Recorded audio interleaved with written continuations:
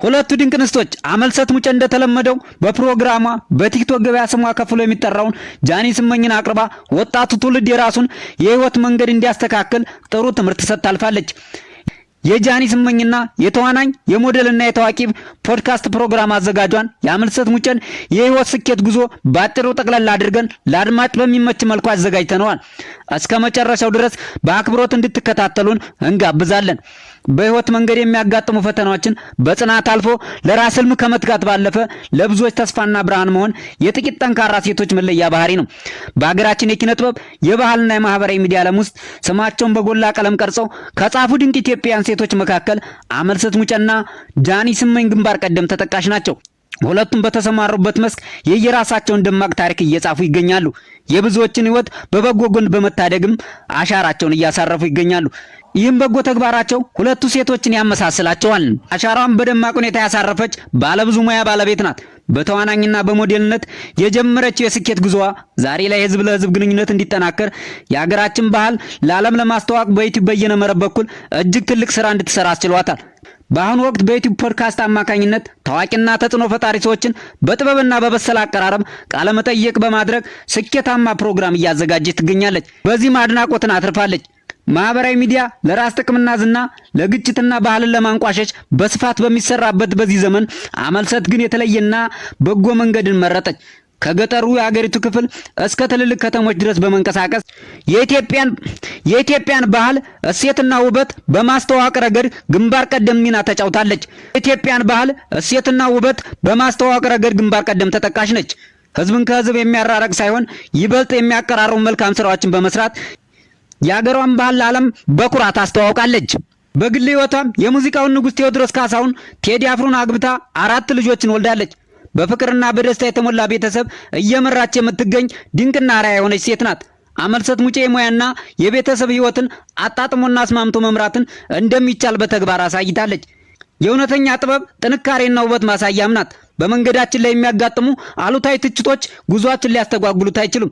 ይልቁንም የወደፊት ጠንካራና ውጤታማ ስራ ለመስራት መንገድ ይከፍታሉ። ተወዳጇ ሞዴልና ፖድካስት አዘጋጇ አመልሰት ሙጬ ይህንን በተግባር አሳይታለች። ብዙዎች ስሟን ለማደብዘዝና ስራዋን ለማንቋሸሽ ቢደክሙም እሷ ግን ምላሽ የሰጠችው በስራዋ ጥራትና በበሰለ ስብዕናዋ ነበር። የሰውን ክብር በሚነካ ወይም ትኩረትን ለማግኘት ውዝግብ ውስጥ አልገባችም። እውነተኛ ጥበብ ሰውን ለማክበርና ማነጽ እንደሆነ በስራዎቿ አስመስክራለች። በሙያም ሆነ በቤተሰብ ህይወቷ ለብዙ ሰዎች አርአያ መሆን የቻለች ለብዙ ሰዎች አርአያ የሆነች የጥንካሬ ማሳያ መሆን ችላለች። ጃኒ ስመኝ ተወልዳ ያደገችው በወለጋ ነበር። ገና በለጋነት እድሜዋ ትልቅ ዓላማና ራዕይ ሰንቃ ወደ አዲስ አበባ ካክስቷ ጋር ለመኖር መጣች። ነገር ግን ህይወት እንደጠበቀችው አልሆነችም።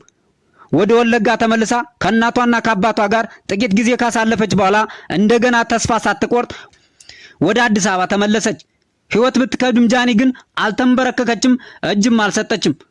በዚህ ትምህርት ቤት ያገኘችው ዕውቀት አሁን ለደረሰችበት የተሻለ ህይወትና ዝና በእጅጉ ረድቷታል።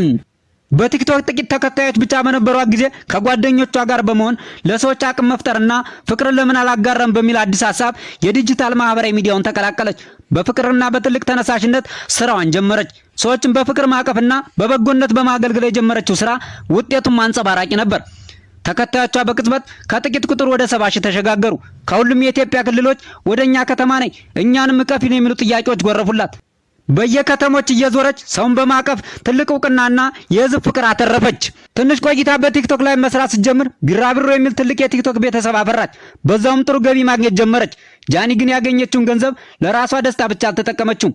በሰው ስልክ ቲክቶክ የጀመረችው ጃኒ እናትና አባቷን በፍቅር የምትወድ ይቺ ጠንካራ ልጅ ያገኘችውን ገቢ ሰብስባ ለወላጆቿ በታሪካዊቷ አዲስ አበባ ከተማ ውስጥ የተንጣለለና የሚያምር ቤት ገዝታ ከወለጋ ቤተሰቦቿን ወደ አዲስ አበባ መጣች። በአመልሰት ሙጬ ፕሮግራም ቀርባ በሰጠችው ቃለ መጠይቅ በሃይማኖቴ በጣም ጠንካራ ነኝ፣ ፈተና ሲገጥመኝ ወደ ጸሎት ቤት ገብቼ ለቅዱስ ገብርኤል አልቅሼ ነግረዋለሁ፣ እሱም በተሎ መልስ ይሰጠኛል ስትል ተደምጣለች። ስታፈቅር ከልቧና በፍጹም ፍቅር እንደሆነ በዛው ልክም ብዙ ጊዜ ልቧ እንደተሰበረና እንደተጎዳች ተናግራለች። ነገር ግን ተጎዳው ብላ በጉዳት ውስጥ መቆየትን አትፈልግም። ወዲያውኑ ወደ ዓላማዋ ተመልሳ ስራዋ ላይ ታተኩራለች። አሁን ላይ ብቸኝነትን መርጫለሁ። አንቺ በምትሰቃዩ ስቃይ ብዙ ሰው ይሳለቅብሻል። ሳፈቅር በጣም ጥልቅ ነኝ። አሁን አፍቅሬ መጎዳትን አልፈልግም። ነገር ግን ከ5 ዓመት በኋላ አግብታ ልጅ ወልዳ እንዲሁም የራሷን ፊልም ሰርታ ለማየት እንደምትበቃ በሙሉ እምነት ተናግራለች። በተጨማሪም ጃኒ ፋሽን የተሰኘ አዲስ የልብስ ሱቅ በቅርቡ ልትከፍት እንደሆነ አብስራለች። ጃኒ በጣም ብልህ፣ በንግግሯ የበሰለችና ህይወት ብዙ ነገር ያስተማራት ጠንካራ ሴት ልጅ መሆኗን ከቃለ መጠየቁ መገንዘብ ይቻላል። ለብዙ ወጣት ሴቶች በራስ አቅም ቆሞ መስራት እንደሚቻል ትልቅ ትምህርትና ተስፋ አስተጋብታለች። ወጣቷና ጠንካራ እህታችን ጃኒ ሐሳቧና ህልሟ እንዲሳካ እንመኛለን። ቻናላችን ሰብስክራይብ በማድረግ ቤተሰብ ይሁኑ።